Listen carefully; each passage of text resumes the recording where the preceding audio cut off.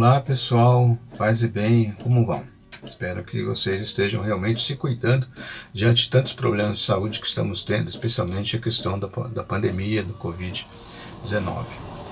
Bem, hoje eu quero conversar com vocês a respeito de um documento muito importante que o Papa Francisco lançou recentemente, mais especificamente no mês de fevereiro desse ano. Ele tratou de uma exortação apostólica pós-sinodal com o título de Querida Amazônia. Querida Amazônia por todos nós, que queremos o bem dela. Mas antes de entrar propriamente no documento, que na verdade eu vou fazer apenas um leve apanhado, um ligeiro flash desse documento, porque embora ele não seja extenso, mas para a questão do vídeo ele ficaria um pouco cansativo. Mas então nós vamos tratar dos pontos principais desse documento.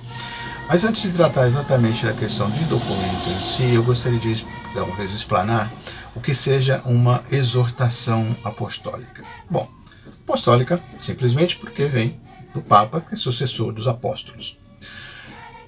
Exortação. Exortação é um tipo de documento ou uma palavra que determina que é uma coisa firme ali, forte. Eu vos exorto a que pratiquem o bem, por exemplo. Então é uma obrigação, é uma transmissão de uma obrigação que nós precisamos ter. E isso vem, essa ordem, no caso, vem do Papa Francisco após ouvir o Sínodo dos Bispos sobre a Amazônia, que aconteceu em outubro do ano passado, outubro de 2019, que tratou de uma questão dos problemas que acontecem na Amazônia. Pois bem, isso colocado, é preciso também explicar o seguinte, que na nossa cabeça de brasileiros, quando a gente fala de Amazônia, normalmente acreditamos ou pensamos ou vem a nossa imagem do estado do Amazonas, e não é exatamente esse o caso aqui desse documento. Ou talvez fosse mais preciso dizer que é uma pan-Amazônia. A Amazônia, ela na verdade envolve 9 países num total da sua região, que são, evidentemente, que é o Brasil, mas tem a Bolívia, a Colômbia, o Equador, a Guiana, que às vezes nem sabem direito onde fica esse país, Guiana, o Peru, o Suriname, que também é outro país muito de pouca expressão dentro da América Latina, especialmente na América do Sul, a Venezuela e a Guiana Francesa, que também pouca gente sabe.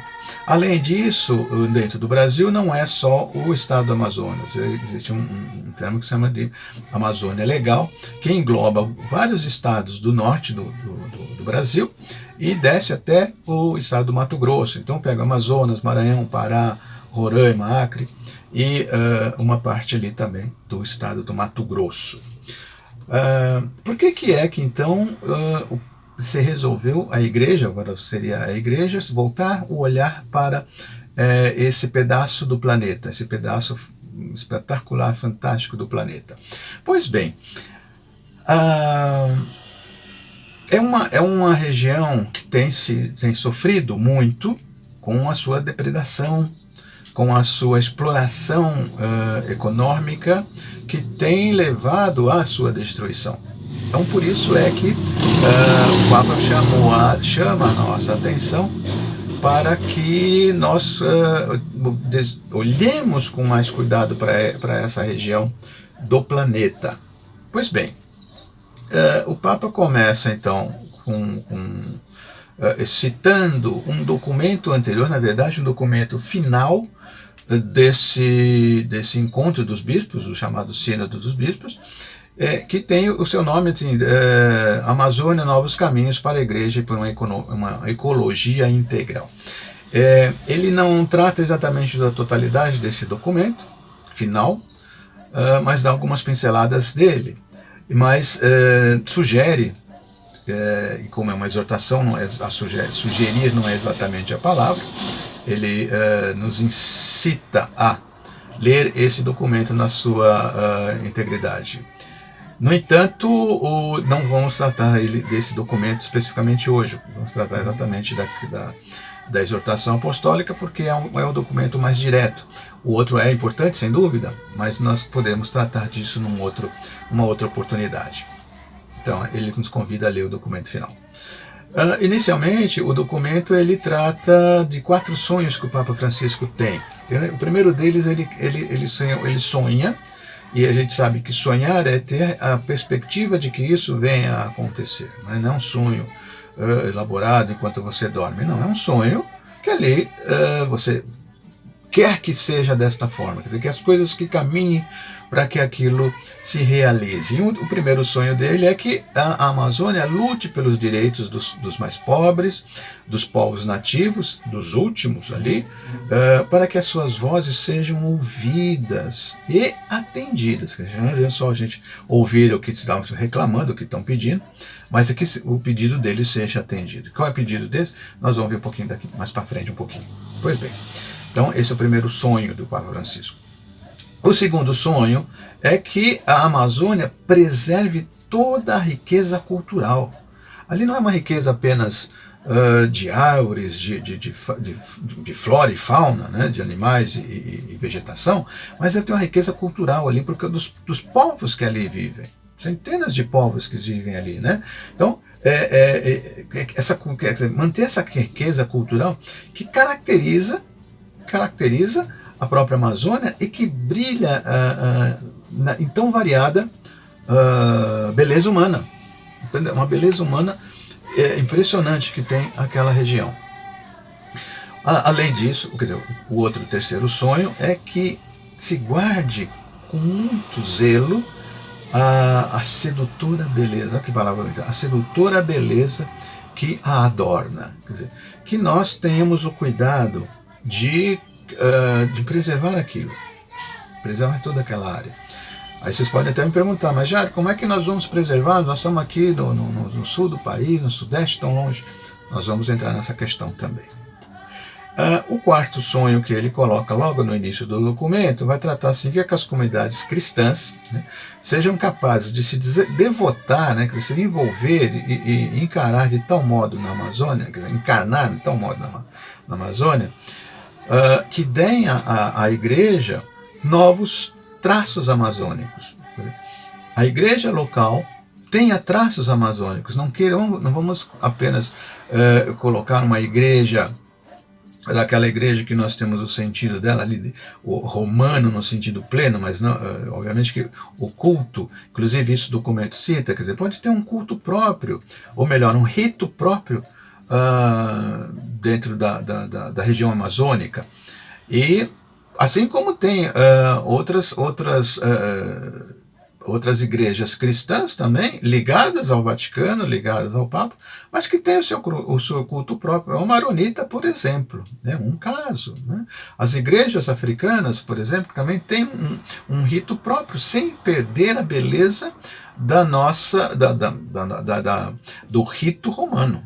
Então é isso que é importante. Não podemos, a cultura ali permanece, e há um diálogo entre o rito romano, vamos chamar assim, e um próprio rito que possa vir a nascer ali. Para quê? Por que isso? Para que não se molde muito, não se ingesse uma cultura local. Isso tem o nome de inculturação. Pois bem. Então, ali a Amazônia, a floresta, a flora, a fauna, toda aquela beleza, ela não serve só, a gente não deve só prestar atenção na conservação desse bioma, quer dizer, essa variedade de vidas ali existente, mas que é necessário prestar atenção nos povos ali. Então não adianta eu querer cuidar só da floresta, só dos bichinhos, dos animais, bichinho pode falar, obviamente, mas e o ser humano ali, os povos que ali vivem, é preciso olhar para eles também, porque eles são dali, eles são da terra ali.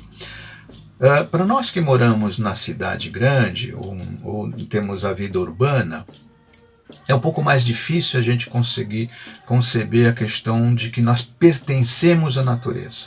Nós estamos cercados de prédios, de asfalto, enfim, são poucas árvores, e isso prejudica o nosso olhar no sentido de que nós somos parte da natureza.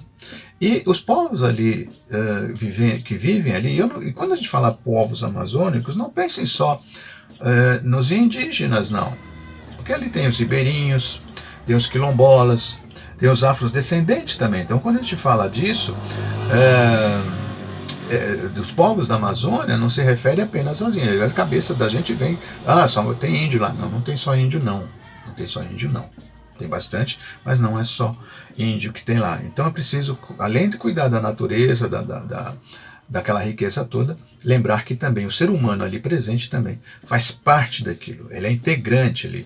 Como nós o somos, é que nós perdemos essa identificação, não perdemos a identidade, mas perdemos a identificação. Por isso que muitas vezes muita gente gosta de, nas férias ou em tempo de folga, ir para uma cidade do interior, ir para a praia, porque para ter esse contato, né?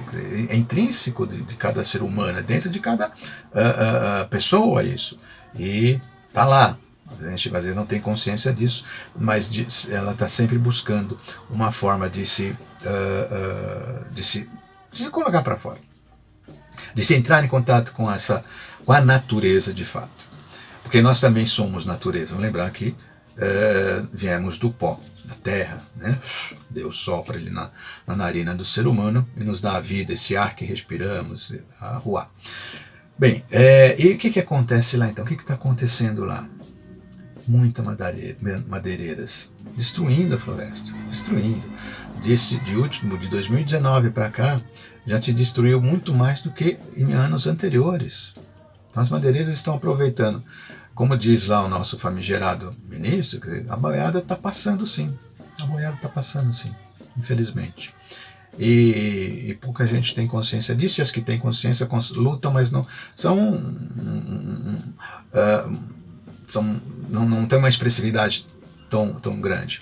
Agora parece que está começando a aparecer algumas pessoas que têm algum comando, não dentro do governo, obviamente, mas eu digo assim, a questão da sociedade civil se interessando ali por ela. Mas embora também se interesse por questões econômicas, mas isso é outra coisa. Então, olha, madeireira. Mineradoras, vocês sabem, é uma desgraça aquilo, não é? Veja lá, Brumadinho, veja Mariana, é uma desgraça. Uma desgraça a mineradora. O agronegócio, gente, áreas enormes, imensas a perder de vista para plantar ali soja, para fazer pasto para os animais. Né? Então, o agronegócio não é pop. O agronegócio é uma destruição. Né? 80% daquilo que nós consumimos como alimento vem de uma agricultura familiar, vem de pequenos produtores. O agronegócio não é para nós aqui, não. É para exportar ou para virar comida do gado. Por falar em gado, vocês sabem que tem mais boi nesse país do que gente? Eu fiz um levantamento ontem, para dizer a verdade, e constatei o seguinte, isso dados do Ministério da Agricultura e do IBGE, então não é site qualquer.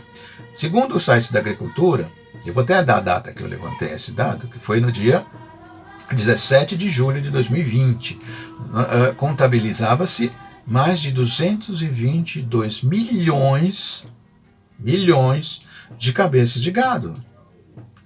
Sabe quanto o IBGE diz que existe de gente, de pessoas, brasileiros aqui no Brasil?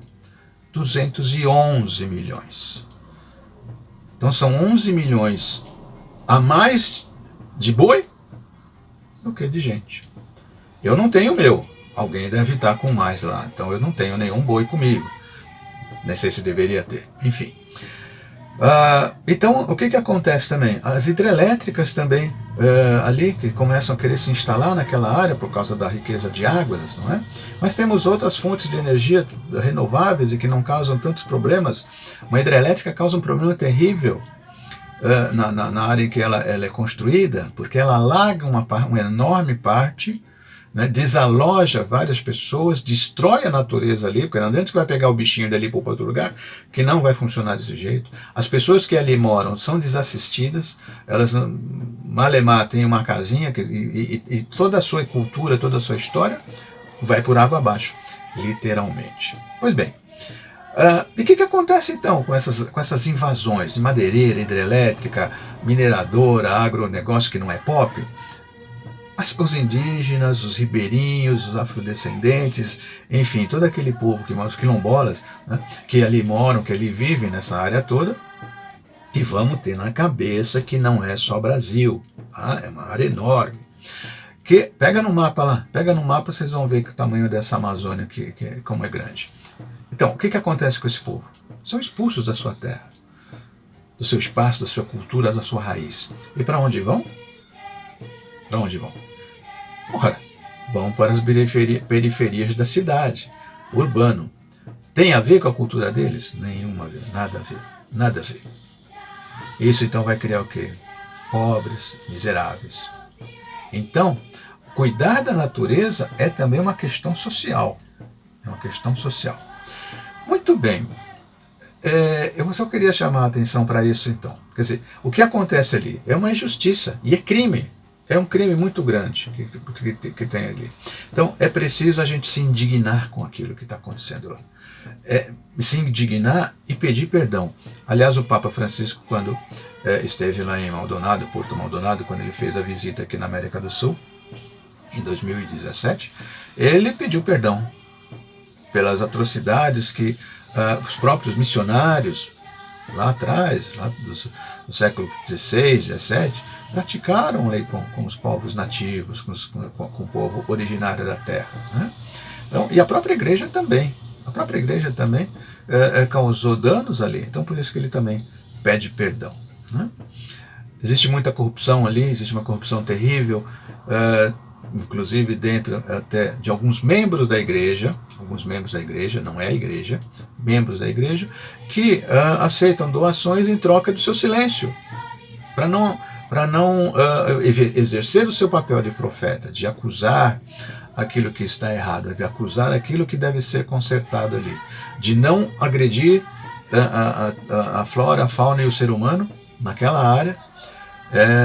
Eles recebem e ficam em silêncio, ficam quietinhos. Um horror. Né? E aí isso vai acontecendo isso e tal. Então, o que a gente pode fazer? O que a gente pode fazer então se eu estou aqui embaixo? Então eu estou tão longe. Bom, a primeira coisa que nós podemos é rezar. Pedir a Deus. Assim como o povo lá no Egito pediu, clamou aos céus, clamou a Deus pela sua libertação, nós também vamos clamar a Deus pela libertação da Amazônia, da nossa querida Amazônia, de toda essa opressão, de toda essa exploração. Ali é para se contemplar. O próprio Deus está ali. Imagina, quando a gente lê o Gênesis, né? Ali no comecinho, Deus criou isso, criou aquilo, e pôs o homem no jardim. Gente, ali é o jardim do Gênesis, é o jardim que Deus criou para o homem cuidar. Os seres humanos, as pessoas que lá vivem, cuidam daquilo, cuidam daquela área. Então nós precisamos. Bom, então, vamos rezar. Tá, mas também, o que mais que nós podemos fazer? Mudar os nossos hábitos de consumo, mudar os nossos hábitos de produção e mudar a nossa maneira de ser, de fazer as coisas, de agir diante da natureza. Como é o nosso consumo.